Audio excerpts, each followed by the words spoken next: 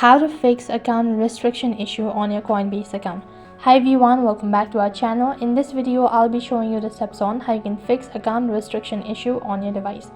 In order to fix your account restriction issue on your Coinbase account, what you'll need to do is first thing first, make sure that the device is connected to an internet service and make sure to stick with us till the end of this video. Now first of all, what you need to do is open up your Coinbase application. So basically what you'll have to do is, in order to fix your account restriction issue on Coinbase, the step number one is you need to ensure that your email address, password and two-step verification is set up in secure manner. You can check your email ID and then your two-step verification.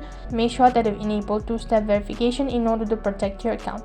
And then the step number two is you need to perform a password reset on your Coinbase account. Make sure to change your password frequently, as this might be able to secure your account. If none of these seems to be working, what else you can do is you can contact Coinbase support team and then they provide the following information, such as when was the last time that you were able to sign in into your account and had an authorized access on your account that took place. So give all of these necessary details and you might be able to fix your issue.